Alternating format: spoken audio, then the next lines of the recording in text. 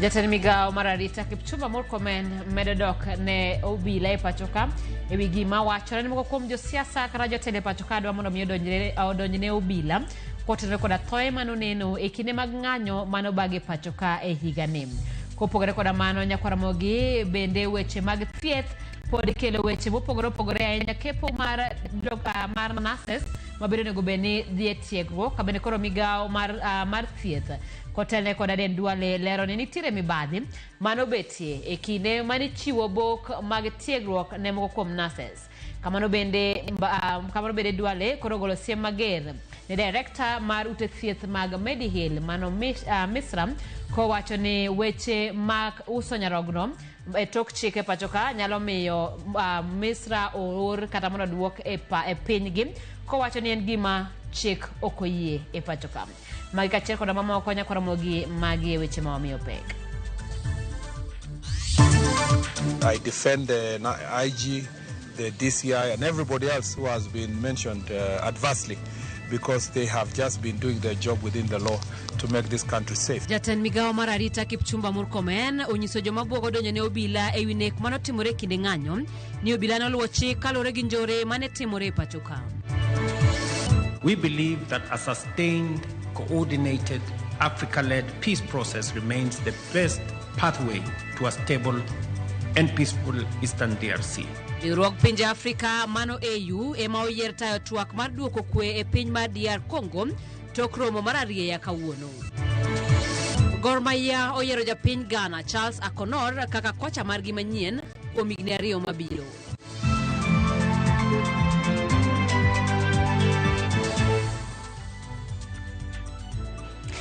Namba marwa mar ote machuok en 3-6-9 bende nyalo yudo ote magwa kata weche manyien ma wakelo ni achiel kachiel e mbui mar Facebook, e mbui mar Instagram, wantie achiel kachiel bende weche manyien e mbui mar YouTube, yudwa kanyo mbui mar X kachiel kod e mbui mar TikTok. Nyinga Simfrozo Kindam, jaloko marwa en Wilson Ochuka. Kawachako en riwruok mar pinje Afrika AU ema koro dhi kawo ting' mar manyo kwe kind piny Rwanda kachiel kod DRC. Maeri oyange kod romo mane otim kawuono e boma Nairobi e kar jot ma jatend piny Nairobi monywando jotend pinje mawuok e Afrika mag EAC kod mago mawuok milambo mar Afrika mano SADC. Walter Nyambaga nigi mathoth. E kinde romo mane okelo kanyakla riwruoge mag pinje mag Afrika ma yo wuok chieng' EAC to kod mago ma milambo SADC, romo mane okelo kanyakla jotend pinje kendo ochwe kom kod jakomno mar AU Mohamed Ali Yusuf, William Ruto kaka jakom mar EAC e kod nyawadgi ma Zimbabwe Emerson Mnangagwa mano mar SADC.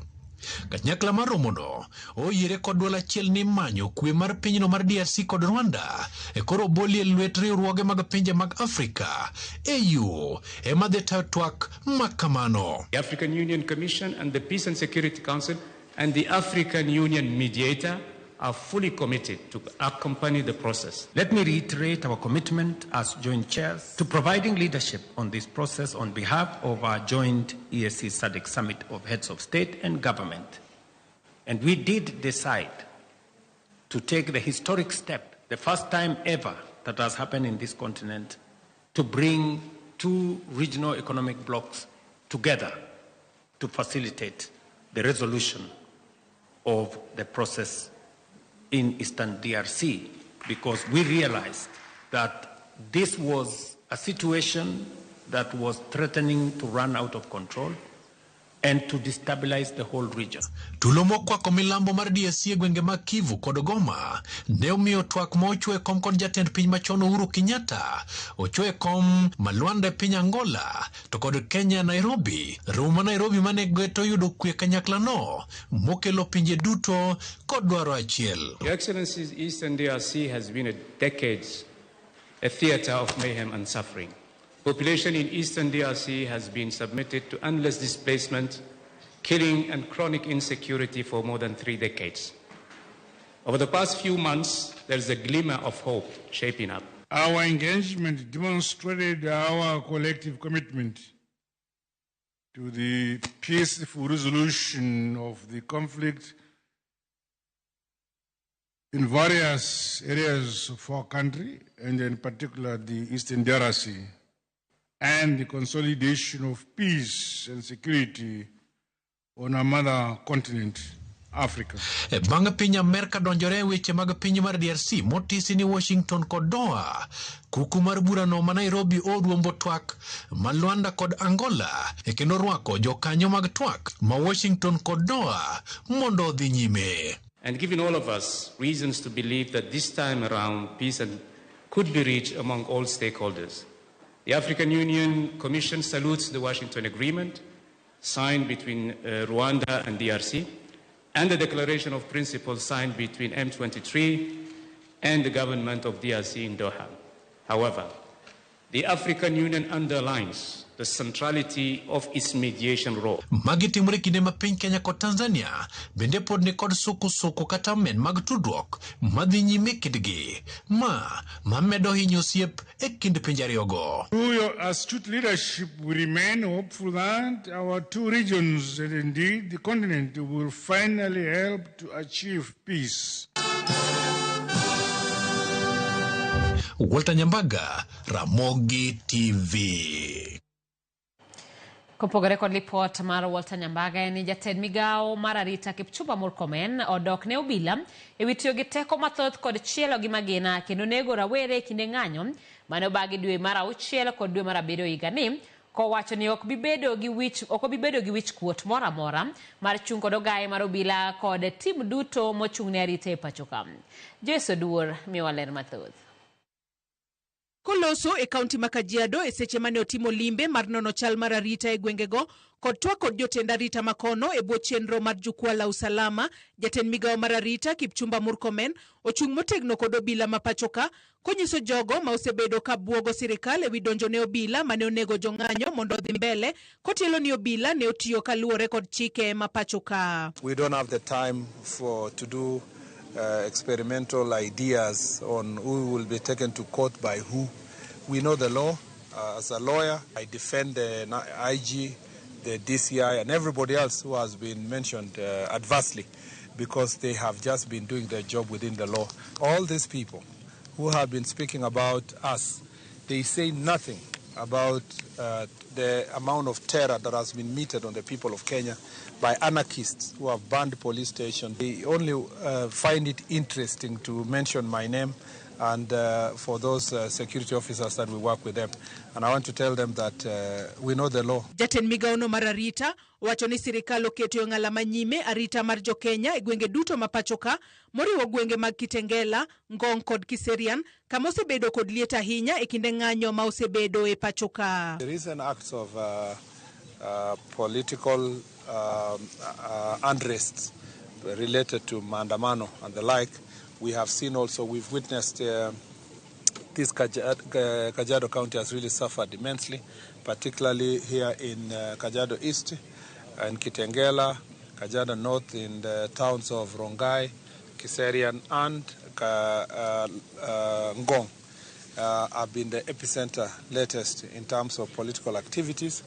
I just want to say that as a ministry, the IG has been doing a good job. The DCI has done a very good job to investigate these acts of lawlessness. A number of people have been arrested, charged. Investigations are still ongoing on those who are the funders and those who incited violence and those who are planners. Kaluore ni kaunti ma Kajiado en achiel kuom counties ma okiewo kod piny moro, Murkomen wacho ni biro ting' malo arita makono ka achiel kod kedo gi yedhe ma mero ji e gwengego. Because this is a border county also, we have pressure that comes with porous border points and particularly dealing with issues to do with drugs and adulterated alcohol. A lot of it is related to sale and transport of ethanol, and we are working with the multi-agency team to see how best we can crack down on this sale of ethanol, especially that comes through our neighboring country. Ewi tudruok e kind pinje manitiere riwruok mar pinje Afrika ma ugwe, Murkomen wacho ni tudruok no dhi maber kendo jo Kenya kik bed gi luor mora mora ewi chik mar timo ohala ma yande piny Tanzania oketo. We enjoy one of the best relationships with the Republic of Tanzania. We understand that they have put in place a legislative framework that may inhibit business between Kenya and Tanzania. We have proper and robust mechanisms under East African Community Treaty. We have the East African Community, we have the ministry responsible for East African trade and foreign affairs, and they're handling those issues. I have no doubt in my mind that these issues will be handled. Joyce Oduor, Ramogi TV. Josiasa mopogore mag riwruok mar Kenya Kwanza kod Azimio kawuono olimo gwenge ma Mutumbu mayudore kar chung'od bura magem mano kaunti ma Siaya. Ma ikine nyasi mar chwalo dongruok mosebedo kadhi nyime gwenge mopogore opogore pachoka. Kaka Efinya Kidilero, josiasa go nomedo siro kendo goyo debe ne sirikand Manywanda. Okinyi makawuono e gwenge ma Mutumbu kachung'od bura magem kaunti ma Siaya. Josiasa nochopo matayo chenro machwalo dongruok mosebedo kadhi nyime pachuka. To kaka pile siasa nogo. Historia inatueleza vizuri ya kwamba Wajaluo ni cousins wa Kalenjin hapa. First cousin ya Jaluo ni Kalenjin. Cousin wa pili ya Jaluo ni Masai na wengine wako hapa. Cousin ya tatu ya Jaluo ni Turkana. Na moja tulimpatia waziri anaitwa Beatrice School. So wasitutishe na mambo ya cousin bwana. Hata sisi tuko na nini? Alafu shida ni moja. Wale cousin wengine wako nje ya serikali. Hii cousin nyingine nimetaja yote iko ndani ya Nyasino notele kod jating dai majaten piny Faruk Kibet mano wacho ni bedo gi sirikal mar Manywanda biro konyo chwalo dongruok e sectors mopogore opogore pachoka. E kindego jaod bura magem Elisha Odhiambo no wacho ni piny Kenya sani nigi arita makare kaluwore gi tend jatend piny William Ruto. Kenya is going places. We are going places because we want a united Kenya, not a divided Kenya by Wamunyoro. Korka kore jaod bura mabondo Gideon Ochanda no wacho ni oganda jo Kenya nyaka koro yie tiyo gi sirkand Kenya Kwanza. E kindego jaod bura malego Usonga Samuel Atandi mabene no yuoro nyasino no medo kwedo moko kuom weche manowach kod jagoro maduon buch ODM Edwin Sifuna ko wacho ni gibiro riwo lwedo gi Ruto e yiero mabiro. Watu wangapi wanakubali Rais Ruto anachaguliwa damu ya bili na anakuwa rais tena? Sisi ni wanachama wa chungwa, but we are going to form an alliance with President William Ruto, in which President William Ruto is going to be our candidate for president. Yes. That is the message. Si ulisikia yule mtu ati ametoka hapa ameenda Marekani. Ati anaenda akasema huko Marekani. Ati anasomea baba Raila Amolo Odinga. Ati anamwambia ati baba atakuwa irrelevant kwa siasa ya Kenya. Mimi nilimwambia wewe mkabila, wakati ulikuwa DO mwizi unaiba mashamba ya mama wajane, baba Raila Amolo Odinga alikuwa anapigania hao wajane. Kweli si kweli? Sasa mtu mkabila ni mtu ya kusomea baba, aende asiende? Jaod bura marangwe Lilian Gogo bende oseyo ute fwambo mowacho ni ketho nyinge ma kaluwore gi sigana mane od fwambo maramogi notimo motelo jumani. Mira utie! Tobe uma! Tobe ui! Todakni mulla kamochiekno. Nikeshe weche magumbola mag siasa gikawa wachogi a platform marijo siasa to nitiere some media houses that want to malign me.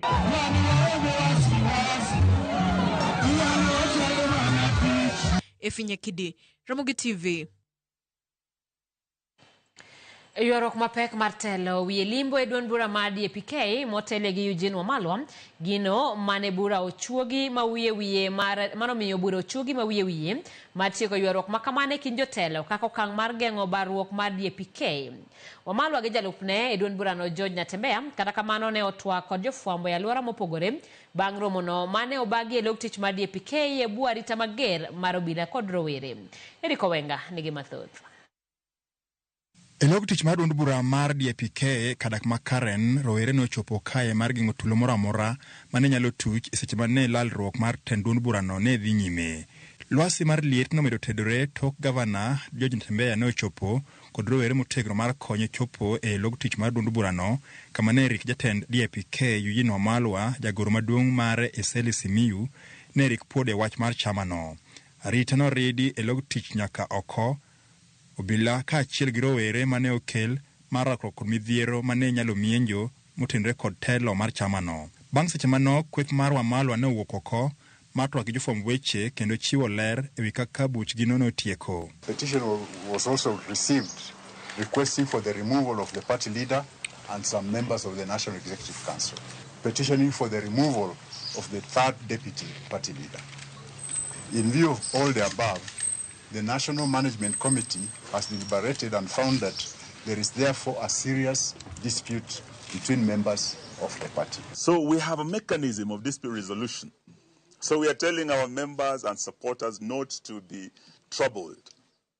We are handling these things and we will be able to resolve these disputes. Twak margi kod jofwamb weche no ne otimore tok ne Tembea wuok oko e log tich mar duond burano ka Wamalwa ne omako chung' motegno ni ok obiyie chamo bed kotungni ahinya to e telo mare.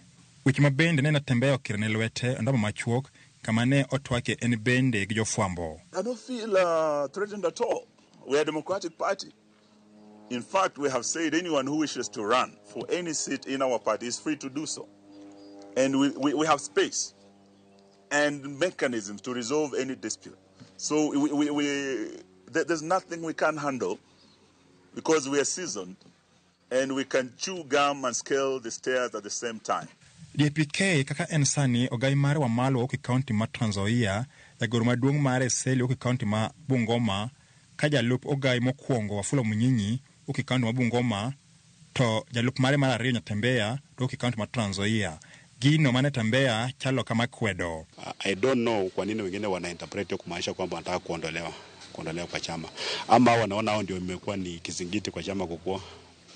I don't know, because these our objectives are completely different. Nataka siku moja ungeamba ya DAP unapata labda SG anatoka Lamu, ama treasurer anatoka Mandera, kama chairman anatoka Trans Nzoia, party leader anatoka mahali pengine, anatoka Kisii. Kuna haja kwenda kwa chama kwa mkutano mnaongea lugha moja. What kind of nonsense is that?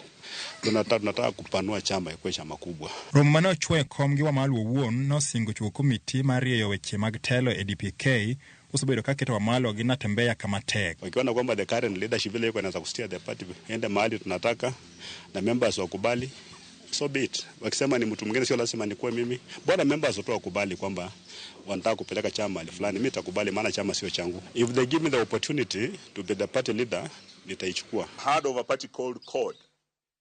If there is evidence that he has registered that and maybe promoted the ideas of a party other than the party that elected him, the consequences are clear legally. Odiochieng' mangima mar Chabich ne lwasi obedo motedre mokalo e duond bura mar DAP-K tok jotelo go dhi nyime kod twak mar tieko weche mosebedo kadhi nyime e duond burani. Gino mane ochuno obila mondo chop mar neno kaka inyalo kweyo kendo kelo kwe makare. Eric Owenga, Ramogi TV, Karen, Nairobi. E weche mag thieth ne jatend migao mar thieth Aden Duale ogolo siem mager ne director mar od thieth ma Medihill Laktar Swarup Mishra e wach mar timo nyarogno e tok chike ma pacho ka. Duale olero ni lipot manyocha ogol kod komiti makende mane ochiw ne ting' manono wach mar uso nyarogno e ute thieth mag Medihill e pacho ka. Noyango ni thiedhno nodhi ataro mar chike matayo chiwo fuondni manyien e pacho ka. Duale olero ni ka giketo dwaro mar komiti manoloso lipodno e tim, to Mishra ibiro mara tiro mar bedo ja Kenya kendo duoke thurgi. Ma biro mana ndalo ariyo tok Mishra lero ni od thieth mar Medihill onge ketho moro amora kendo onge nyarogno moro amora manowuok e Kenya ka itero e pinje maoko. You cannot come to our country 20 years ago with a bag. You make money, you sell our organs, you become a member of parliament, you develop a culture of impunity, you hire lawyers, and then if it means us revoking that citizenship, because your citizenship is not by birth, we will revoke the citizenship, we will close your hospitals, and we will deport you. Kamano bende jatend migawo mar thieth Aden Duale koro seyo tend mbalariany jatend duol mar nurses to kod jotelo e migawo mar thieth kuom mibadhi moyango ni okwako chenro mar kepo mag nurses madhi e tiegruok e ute thieth mopogore e pacho ka. Duale mane loso e kinde mane chiwo bok mag chako tiegruok ne nurses 316 ogolo siem ne joma chiwo bok mag tiegruok ne nurses mapok otieko somo kata mapok osidhnegi osimo mar digri ni koyudgi kod kethono to ibiro kawnegi okang' mar chik. Kamano bende Duale ogolo siem ne lakteche bwo UHC mowacho ni osebedo ka ichulo to onge tich matiyo. Duale lero ni ginono wach mar ndiko nurses mag UHC e yo mongirore ka nurses manyawawa mojuki ibiro kawnegi okang' mar chik. Over 348 students, nurses, Bachelor of Science, who were posted 1 month ago were recalled. And we recall them because they were posted irregularly and they were posted because of the systemic corruption. Completion is different from graduation. If you have a completion letter, we will not post you as an intern. We will only post you when you graduate and you show us the certificate. So this morning I have replaced them with 348 who have graduated, who have waited, and who were eligible, and they were shortchanged because of corruption. E kaunti ma Kisumu en riwruok mar nurses kod nyamreche pacho ka obwogo biro bago ng'anyo margi chakre tarik 8 dwe mar 8 higani kalure gi gima giwacho ni singo mathoth mapok piny owacho okire tim kachiel gi lwasi marach mar tich. Kare giloso kod ute fwambo giyango ni piny owacho osetamore keto e tim ogirimiti mane giketo e koge higa mar 2017 gi piny owacho kod riwruok governors. Riwruogno wacho ni piny owacho osemiyo nurses moko obok mag tich kata bedo ni owinjore gibed ko ni bed ni giseyudo. Kabende tend counties mapacho ka bende oserem keto e tim meto mar osachgi. Kuom mano nurses gokoni gi kore madhi e ng'anyo tarik 8 dwe ni kendo gibidonjo e tijgi gi mar chiwo thieth makmana ka piny owacho odonjore wachno. Government, that's the national government, the counties, which has not been honored up to date. Nurses have been patient enough, and if we take an industrial action, the government stands to be blamed. There is an SRC circular that increased salaries for the public workers. Counties have never honored that SRC circular. We have our UHC boys who are employed during the corona issue. So far, they have not been put on permanent and pensionable. And if you look at the national government, we believe that money has been cascaded down to the counties. Wan kaka riwruok mar nurses miluongo ni nurses union gi teko momiya gi general secretary wadi clear kawuono ni chieng' tarik 8 wadhi chako mgomo kamano. Wakwayo jopiny nakie chieng'no ka in gi jaherani moro matuo kuom ami marach wagomos ok wabir bedo hospital waonge chieng' wadhi gomo wadhi ng'anyo kendo wadhi launch ng'anyo wano e yo mamalo e ngadho mamalo ahinya e standard mamalo Nairobi kucho mak mana ka sirkal mamalo sirkal mapiny ka mag ugatusi obedo piny moneno ni gik mwawachogo gin gik mwasewacho kod gi higni gikete tim mondo kik wadhi e mgomo. Wadhi nyaka e kaunti ma Siaya kama piny owacho mamalo singo mar chako gedo mar od thieth manyasani e kar thieth maduong' ma Siaya kaka yo mar chwalo chenro mag thieth e rang'iny mamalo ne oganda mawuok e kaunti no. Gedo makamano biro muonyo omenda maromo milion 500 kendo ibiro chake thuolo mar jumbe 3 kotelie kod jolweny mapacho ka. Kano loso sach romo manyo onywando apisas mag bad migawo mar thieth kod mago mag kaunti ma Siaya, jagoro mogirore migawo no Laktar Ouma Oluga wacho ni migawo no bende oseketo thenge omenda maromo milion 200 mar nyiewo gige thieth mibiro tigodo e od thieth manyien no. Laktar Oluga nomedo jiwo jopiny e kaunti ma Siaya mondo ndikre okumba mar thieth mar SHA mar konyo gedo thieth ma negone ogonyore kowuok kuom piny owacho. To wabiro kae nikech wakelo milion 500 ma wadwaro ni mondo wager go osiptal. To kendo tijno en tich monego bed ni chakre sani. To To kaka ung'eyo gi jowa ma jo tich manie lweny gin ok gin jok ma tugo gi gimoro komigi. To wan bende osemiwa ni kosegero osiptalno to wadhi keto equipment e iye kanyo. We are going to do a new block of hospital, a new block at the hospital place. And because these instructions have been given by our commander-in-chief, I want to let you know that, and the governor to know, because it is the governor and the leadership that sought this support from the president, that this is the last boardroom meeting we have on this project. The next meeting and the next visit here is to come with excavators and start work.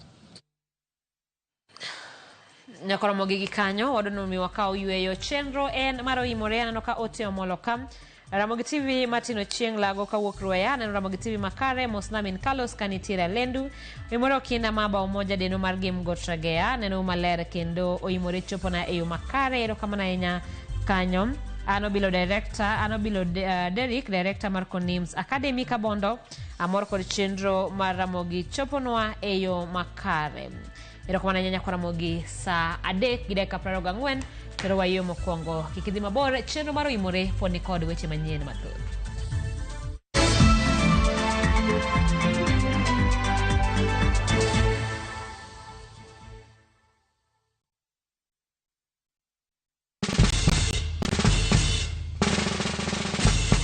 Guess what? Citizen Duca now delivers! Get amazing discount on your favorite essentials and have them brought straight to your doorstep, all for just 200 shillings delivery fee. Go to citizenduca.com, select the product you want, pay, and we'll handle the rest. Citizen Duca, home of discount.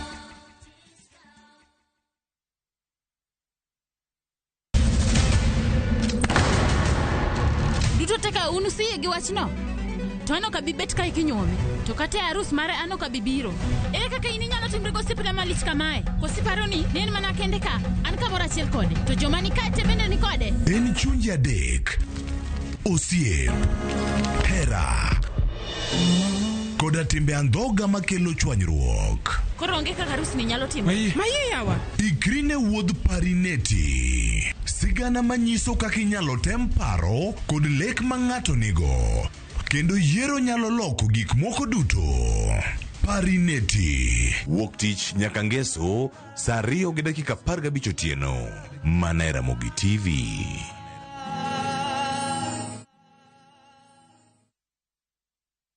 Apostle Julius Subi of Exploits Worship Center invites to the 21st edition of the Heavens Fire Prayer Summit 2025, beginning on the 6th to the 10th of August, themed Transformational Revival. It is an annual convergence of God's army and will take place at Uhuru Park, Nairobi, Kenya from 9 a.m. to 6 p.m. daily. The guest ministers, Pastor Robert Kayanja, Archbishop Harrison Nganga, Prophet Cindy Jacobs, Dr. Francis Miles, Lady Bishop Kathy Kiona, and Reverend Jenny Mock, worship ministers Chris Shalom and Kestin Bogo, Kenya. For more information, call the number 0723-689-745. This is an appointed time for God's visitation. Don't miss out.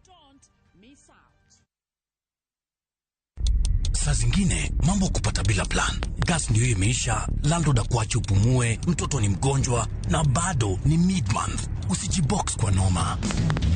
Piga *531# and sort your emergencies with my Mobi Civil Servant Loan. Iwe usiku au mchana. Kama wewe ni civil servant, sasa uko sorted. Dial *531# and get up to 20,000 shillings and pay from your next payslip. No paperwork, no guarantors, no drama. Ni wewe tu na simu yako. Register now and see your limit in seconds. Built for Kenyan civil servants. My Mobi. Iko sorted. Introducing Wigo, your trusted ride. The ride with the most reliable, verified, efficient, and transparent drivers. With fabulous cashback incentives for passengers, each trip on Wigo feels like an upgrade. Download Wigo from Play Store or App Store or SMS Wigo to 20425 and ride with confidence. Wigo, let's go.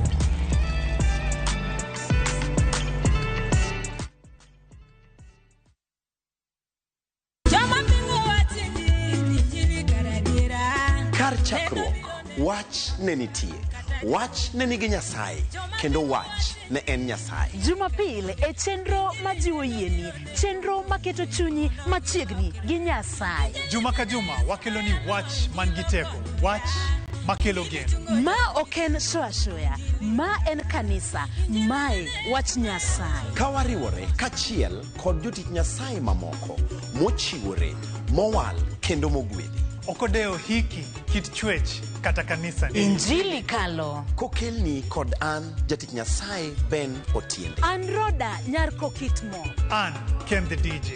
Wan kae nikech injili mitnwa. Wan ka nikech herane mosiko. Wan ka nikech in. Injili kalo manera Mugi TV.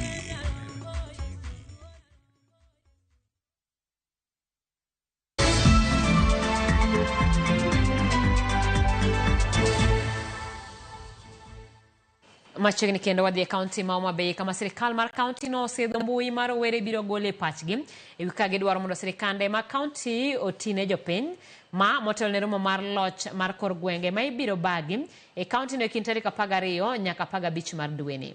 Mbui no ma otisi ni ugatuzi wall bende biro miyo rowere thuolo mar oro pachgi ewi ka gidwa ni ten counties otine jopiny ka gin bende gido thuolo mana ne pachgi otiyo e sirikande ma counties.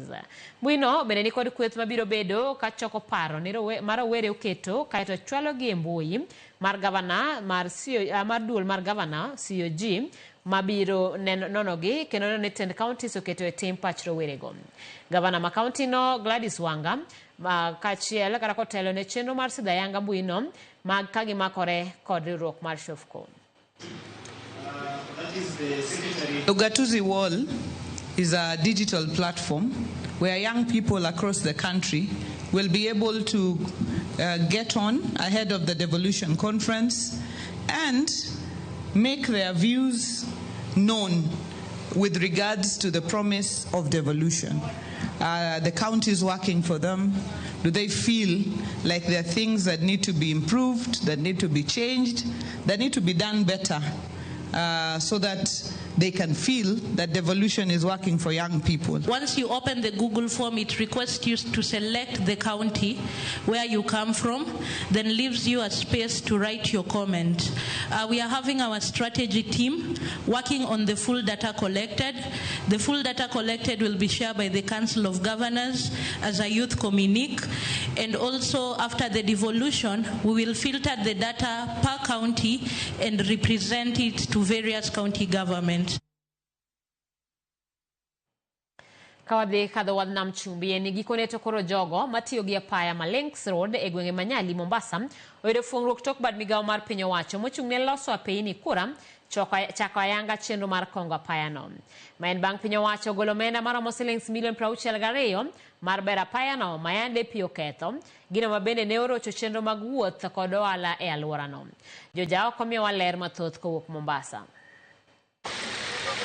Ma e kaka apaya ma Links Road e od bura Manyali Mombasa osebedo kachalo kuom higni bura mosekalo. En gino mosebedo kakelo wich bar ne jogo matiyo kode, jodak ma alwora no kaachiel kod johala makoni kethruok mar apaya no bende osethiro chenro mathoth mag ohala. Ma yo malo madhi gi tich maduogo tijna ted alwora barabara ni. Sani koro dwe achiel dweche ariyo week ka week atero pikipiki ofunde dhi wang'. Nyore kanya wang'o pikipiki sani achaka ng'ade pino chako toro pikipiki kama nyo wang'na adok wang'a. Lakini mimi niko na wafanyakazi karibu 45. Sasa hii wengi wao wamedisappear. But nitashukuru ya kwamba baada hii miezi kadhaa kwa kila kitu zimerudi vizuri.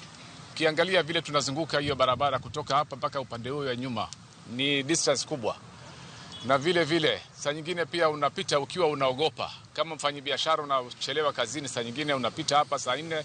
Hii imeletwa na negligence ya watu wa county, kwa sababu haya maneno when they were doing this project ama kutengeneza hii drainage, wange foresee hii problem na wangesuluhisha kabla, yani wangeziba nyufa kabla ya kujenga ukuta.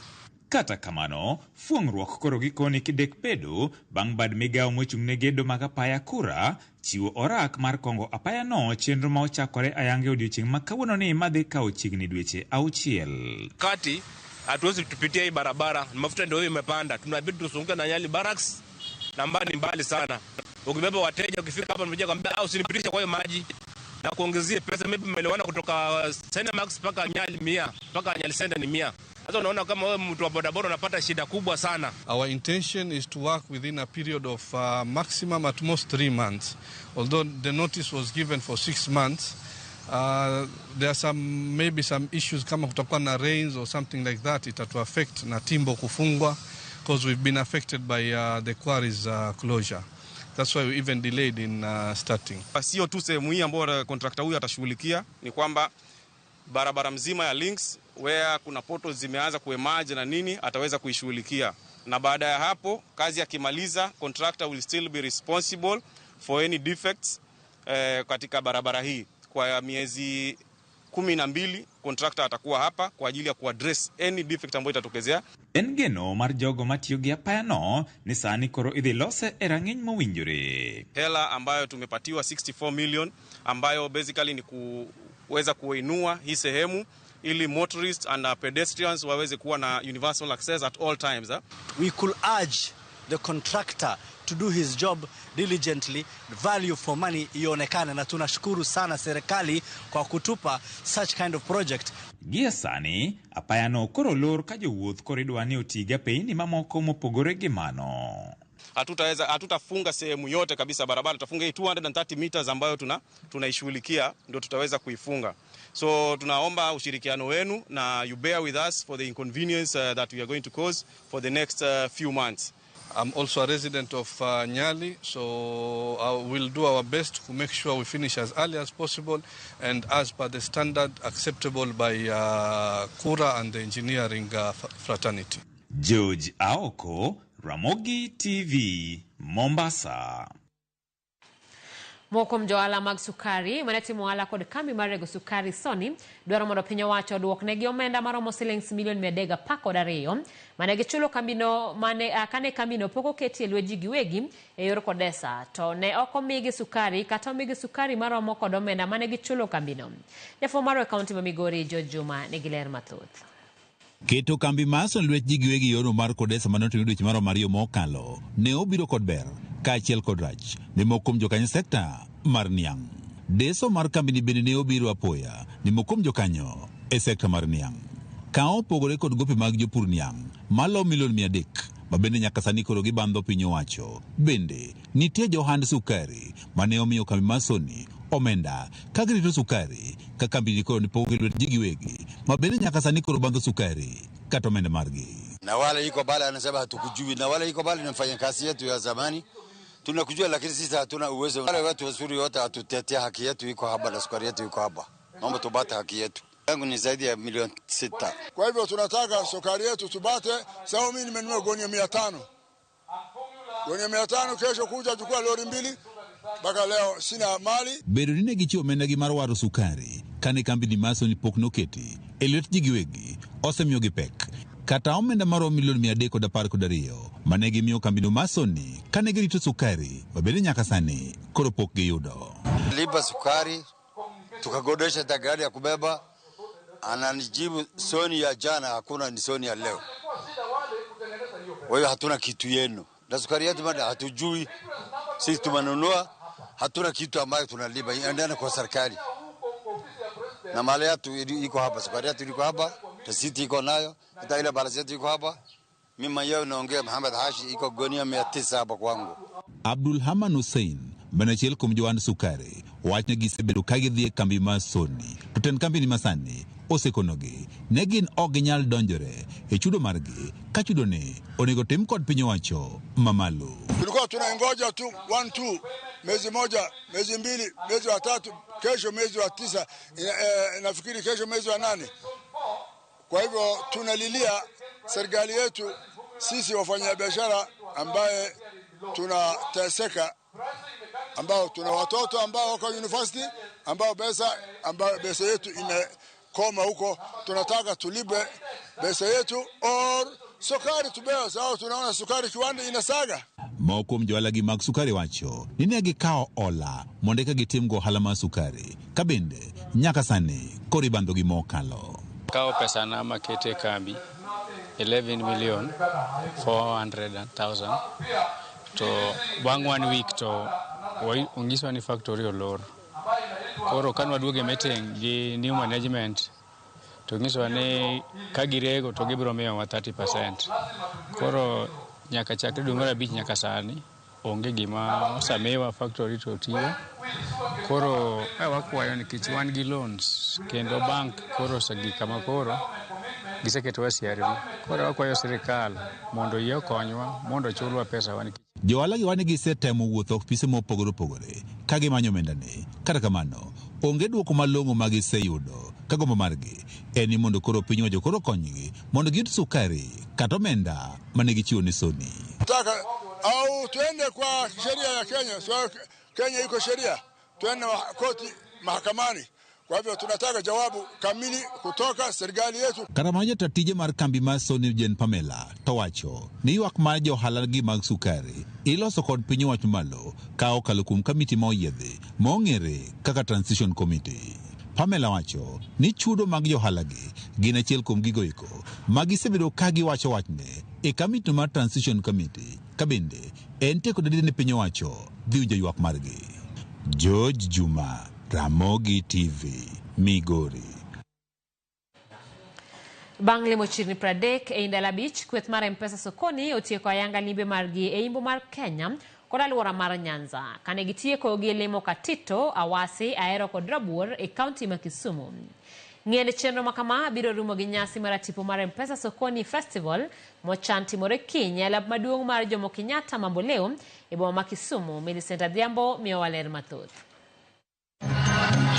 Kaunti ma Kisumu norwako kendo sidho kweth maduong' mar M-Pesa sokoni kawuono e odiochieng' mogik mar timo limbe e alwora mar Nyanza kod imbo mar Kenya. Negi limo Kisumu, Katito, Awasi, Ahero kod Rabuor maringo lokruoge ma M-Pesa osekelo e ngima oganda ma pachoka korwak gi ilo kod johera mag Ramogi FM. Mani yudo mich mopogore opogore. Out of analog to digital. En moro mara nikech kawuono wae analog aduoke digital. Kendo akwajo Safaricom nigi med miyo ng'ama chielo bodo wae analog oduoke Safaricom. Agono jo Safaricom erokamano. Sana nyalo tiyo gi pochi. Kendo sani onge jokuoge manyalo mawa pesa. En moro Jodito mag Safaricom mani otelo ne nyasi makamano nopako mokalo rwak mane giyudo e gwengego ka gisingo medo bero chenro mekgi ne jopiny. Wa celebrate higni 18 higni 18 mar timo business gi jowa. Pare uru kaka chon nuoro pesa. Chon nioro pesa nango ikete bas amimiyo ng'ato ayudo ni ng'ato no ng'amimiyo pesa no ok chop pesa yudo komoro owuodhi pesa ok chop te to gi sani gi M-Pesa inyalo oro pesa bas kendo gimwachako watimo sani kaka ng'ama timo business kaka mama mausa lot wash ni jaboda ng'ata matimo business sani wan gi pochi la biashara minya donje *334# inya donje itimo business separate pesa ni mar binafsi gi pesa ni mar business kendi donje to kitimo business mos idongo business no mos inyalo yudo credit sani wan gi credit mar from 1,000 nyaka 150,000 okay. Mano be inya yudo. Jolendo mag Royal Media mani oriwore kod kambi mar Safaricom kaka Victor Otieno Juma, Kasuku Rafael, Kolo Instrumental, Minjaki e kind mamoko ne opoyo oganda mani oyuoro kendo jiwo gi mondo gimed siro tij lendo kod tiyo gi mwandu mag Safaricom. Nyaka ne wachak chenro mar wuotho gi Safaricom e kinde makoro waingo higni 18 mar M-Pesa kochakre Migori County, Homa Bay County, Siaya County makoro to wanyono Kisumu County. Odiochieng' makiny wanago kambi e dala mar Kisumu County kambi iluongo ni Mamboleo Stadium ma bende wanabed kod chiro ma huyanga kaka oselerno nyaka Ramogi bi kacha yud mwandu mopogore opogore mag discount kendo yud thuolo mar romo gi jolendo mag Ramogi FM kanyakla kod jo Ramogi TV nyaka Ramogi Ajwang'. Koro rwak ji duto te donjo en obed mana nono.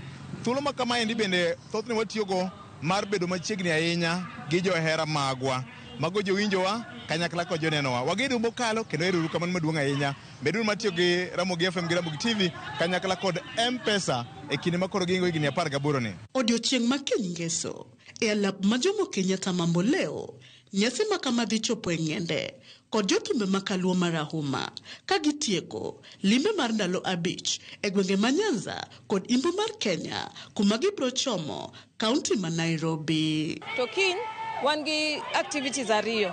Number 1 en wawachni waluonge ni family time mano gokinyi. Godhiambo kar saa 12 kanyo nyaka gokinyi. Kanyo wan gi jothum mang'eny Costa, Calligraph, Musa Jakadala, ji mang'eny mabiro, wan gi party nyaka gokinyi. The only thing mibiro go en ID ni, nyaka ibed 18 years to nyaka inyis ID, en free, onge ng'ama bo charge. Millicent Adhiambo, Ramogi TV, Kisumu County. Wacho chopo kanyo e kaunti ma Kisumu ko kom report mar mele kalore koda chenro ma Safaricom sokoni mabende kinya itieko mambo leo kanyo odiochieng' ma kiny nyaka otieno ma piny rum. Nano kanyo ka otedonjo Samuel Origa wacho ni Samson Okal Origa wuod Kano Ugwe School waneni makare kod mama na Pamela Origa erokamano. Alan Tindi an wuod Kanyada Nyal Kinyira Mogi TV dore malero mabei to rwak na mama na Mary Tindi kod Evans Odhiambo. Victor Alex wacho ni asedonjo Ramogi maler kan migigo Kisumu. Matinya kwa Roro wuod Asembo Ndori watching Omosh Margi Father bende wacho ni neno wakanyo. Kombona wacho ni watching live from Kamagambo Kangeso. Bao moja deno wacho weche manyien mago imore chopone eyo makare kagin gosip ne maja warienda Jack. Florence Cartel wacho ni neno wakaintiere boma mabondo. Kabende Okoth wuod Gono wacho ni neno wa live kaintiere Kayole South. Jayalo Felix Sondeng mar Kayole Nairobi neno maler gi jaoda Mario na Koth Nyakateg Mother British Ngeso gi jo Africa Rome Salaba Church tem. Odhiambo Emmanuel wacho ni winjore maler kan dala mar Kisumu. Kawachone, is this more comment guy Mador what talking about killing young people mano pachikanyo Odhiambo Emmanuel akabende jakwa jawarienda wachoni osemolo Jalango Tieno wachoni koro bilone gane gaji to more comment puoyo Nyakaramogi mago otekanyo chenro en maro imore en sadek gideka 45 kikidhi mabor kudo duko.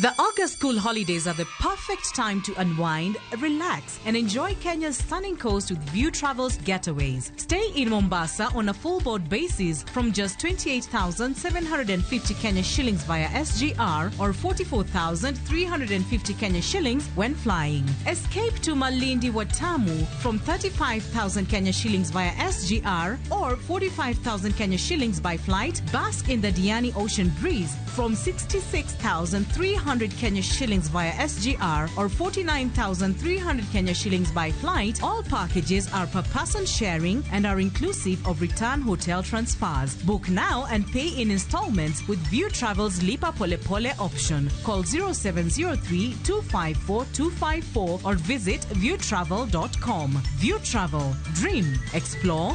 Discover. Your mother's love is with you wherever you go.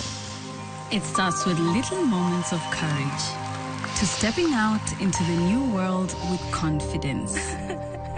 Stay soft. Nothing lasts like mom's love.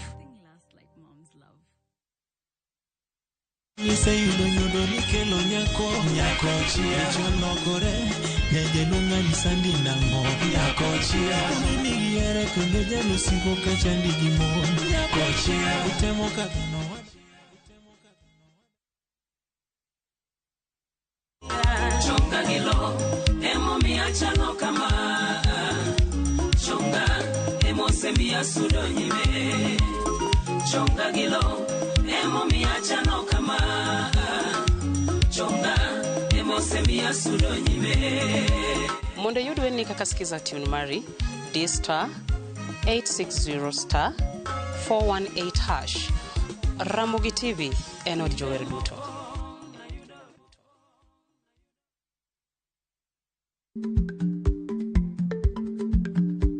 Chako chon loyo dhi kajuoga.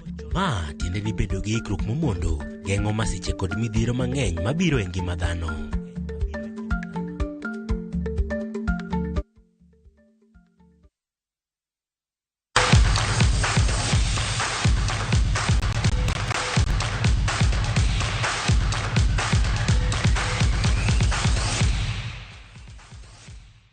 Machiegni paw tuke ka klab mar Gor Mahia oyango Charles Akonor kaka kocha margi manyien kendo biro kawo thuolo mane wegi kocha Sinisa mane oteng' lwete mogo bang' klab no wuok gi lwetgi nono season mokalo. Akonor mowuok e piny mar Ghana oketo koke orak mar higni 2 kendo biro gi jalupne mane Kobi Mensah Bismarck ma bende wuok e piny mar Ghana. Akonor en jahigni 51 ka osetugo ne tim maduong' mar Ghana Black Stars kendo tayo klipi mag Bechem United, Accra Shooting Stars Academy, Great Olympics kachiel gi Karela United. Kano wuoyo e kinde mane iyango kocha, Jakom Ambrose Rachier osingo ni ma en Gor Manyien ka okenge bende iketo madino fuok apise ma pod odong' nono kendo chiwo siem ne klepe e ligni ni wang'ni Gor ok biweyo kombe maduong' e yo mayot. How many years this is the thing now?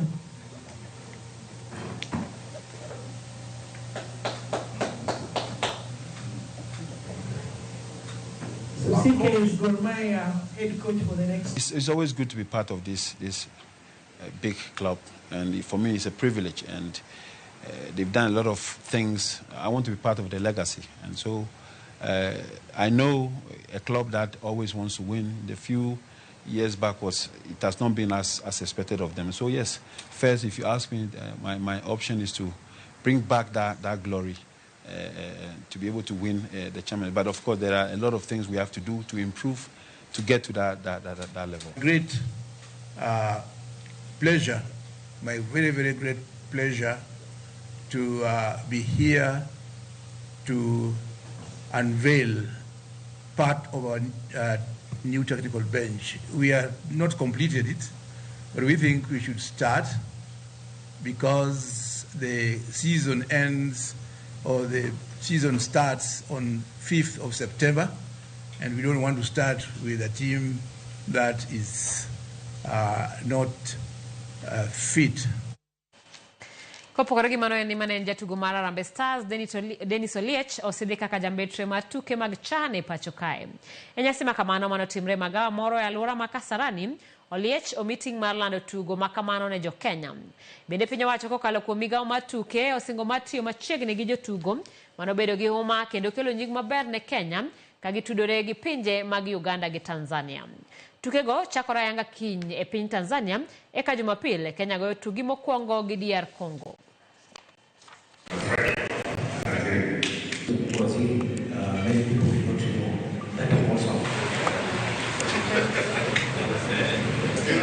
Okay, government officials, the text. Sawa?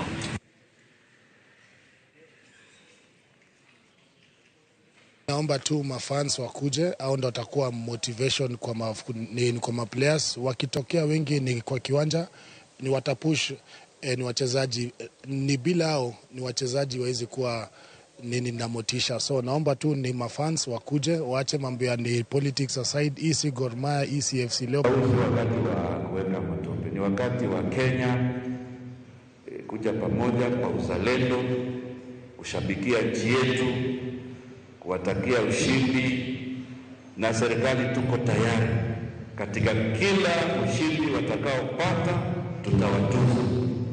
Kwa hivyo sisi tuko tayari, tumejipanga. E kaunti ma Siaya ne piny owacho mamalo nyiso ikruok margi mar tieko gedo mar alap ma Jaramogi Oginga Odinga mayudore Siaya gine mabiro mwonyo omenda maromo shillings milion 500 kendo ibiro tagi jolony kata jolweny ma pacho ka gitiyo kod rowere e kaunti ma Siaya. E sach limbe mar rango chal mar alabno, jagoro mongirore mochung'ne lweny e pacho ka wacho ni gedo makamano biro chakore thuolo mar dwe achiel. Steve Biko miyowa ler. Mae chal mar alap ma Jaramogi Oginga Odinga mayudre boma ma Siaya. Gedo mar alabni nochakore sirikal mokalo kendo yudo lokruok mar ariyo sindikani mano weyo ka entiere okang' monyalo bago tuke madongo. Adiambwani wagombo ni mondo med bedo maber moloyo kaka entiere sani ni, kendo wang'eyo ni very soon construction dhi mbele. Kaka uneno pavilion wine pavilion na majaber kendo manyasani kendo ting'o ji 2,000 gi wiye. Omiyo warwako uduto te mondo joma pok oneno stadium, joma pok oneno tartan track kuma wachung'eni, ma iluongo ni tartan track, kendo ma stadium man gi tartan track. Kata odoko ni wiye konchiel to pichni kendo kombe bende olwore duto, johera mag tuke to pod neno matek nikech chieng' gi koth mathoro miyo gi pek e kinde ma gintiere pa. Kata kamano, geno koro nitiere mar tieko gedo ni bang' piny owacho mamalo keto thenge omenda maromo milion 500 ne gedo makamano. The stadium is an extension. We are going to extend increase the capacity. They increase the capacity of the stadium. We are looking into doing the canopy and many other associated facilities around the stadium. Gedo maralap Masaya biro chakore kuom thuolo mar dwe achiel kendo biro chwale mapiyo mondo chiw thuolo mar bago tuke mapogore. Sure you within 3 weeks, maximum 1 month, these projects will start. My assurance is that they will start, and my assurance is that they shall be completed. They shall be completed on time. They shall be completed on budget. They can be completed on standard. That you can take home. That is a commitment that we have. Tieko gedo maralap Masaya bende biro chogo thuolo mag tije ahinya to ne rowere county no. It is not to say that the military are the ones who come and do the stadium. They will just be supervising. The young people here will be employed in those projects so that they can also be employed in as you do this project. Geno mar county Masaya en bago tuke madongo e alabni mabiro geto chumi mar county no. Steve Biko, Ramogi TV, Siaya. Joloch mag Driftwood Sevens KSB RFC onyiso geno ni gibiro dhi nyime gi nyiso kitugo maber e sechegi mag dhi e tielo mar Prince Louis Sevens machakore Nakuru Athletics Club Kenya. Jobengi ma KCB ma itayo gi kocha Dennis Mwanja noyudo loch mar points 15 kuom 14 kane gilo Strathmore e tielo mar Driftwood mane obagi e county ma Mombasa. Bang Driftwood Sevens, KCB Rugby ema otelo gi points 22. Kathuolo mar ariyo maki gi team mar Strathmore Leos mane gi points 19. Kabra Sugar ni thuolo mar adek kana Nakuru RFC kod Benengai Oilers ni thuolo mar 4 kod mar 5 kaluore. Captain mar Kenya George Oro osechango maber kendo odhi bede tuke mag Prince Louis Sevens.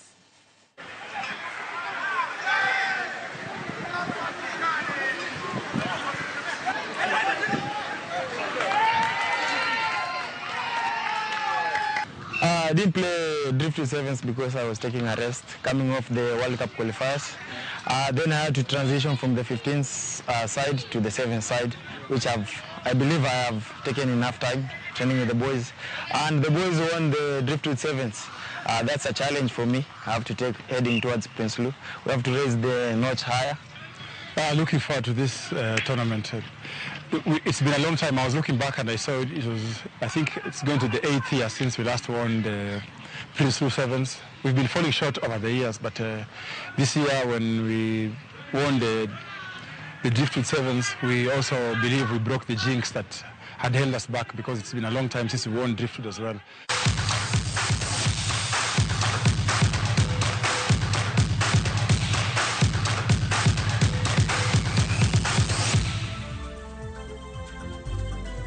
Nyakoromo gimano bende makelo wegiko mar weche manyien mag oimore thuolo mar Ramogi Night eno kanyo kang'inja kachiel koda lange oseikore mar kelo nuthu mar tipo otieno makawuono chieng' tich abich ka kamano waduoko erokamano kuom kawo thuolo mari mar bedo kodwa e chenro ni Sadek gi dakika 56 loro chenro mar oimore nyinga Simfrozo Kinda jaloko marwa en Wilson Ochuka.